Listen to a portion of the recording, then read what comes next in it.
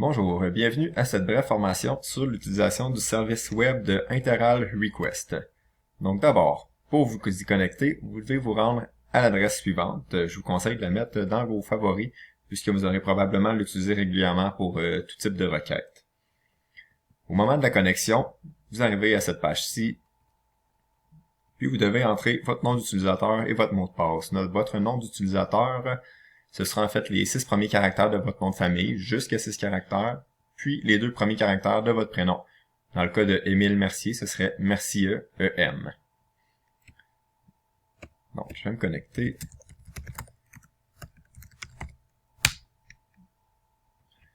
Donc, si par exemple, Émile voulait faire une requête parce que le pistolet du cabinet de jet de sable est à remplacer, il pourrait aller sur Correctif Réparation, choisir une sous-catégorie qui serait Réparation. Il a ensuite la liste des numéros d'équipement locaux. Il ouvre l'arborescence du cégep. Il a le département TGM et TMI. Le cabinet de jet de sable est dans l'atelier des meules, donc au local 242-146. Abrasion jet de sable. L'équipement P11-04007.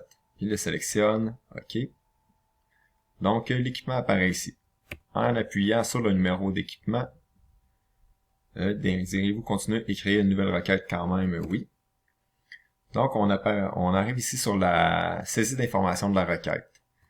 Il pourrait ajouter par exemple son numéro de téléphone si Émile voulait être contacté lorsque les travaux vont être faits ou pour être informé de comment ça avance.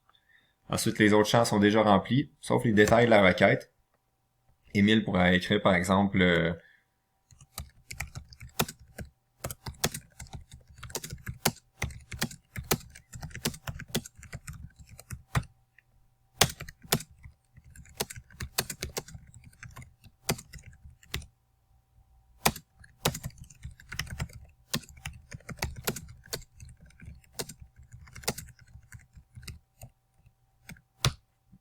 donc là, par exemple, il dit « La tâche à effectuer, la pièce est au magasin », ça permet de rendre ça plus concis un petit peu.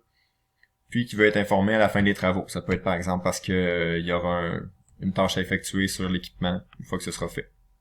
On peut aussi ajouter des fichiers attachés, des photos. Parfois, les tâches sont très spécifiques, ça aide d'avoir une image. On ajoute parcourir, on peut parcourir dans l'ordinateur, choisir une image, puis l'ajouter à la requête. Donc là, la requête est complétée. On soumet. Et puis, on peut aller voir dans Mes requêtes.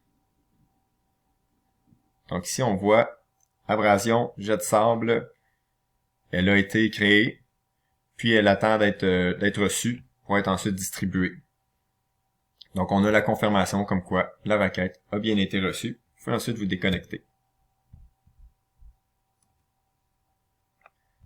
Donc, vous savez maintenant comment effectuer une requête sur le service web de Interal Request. Merci.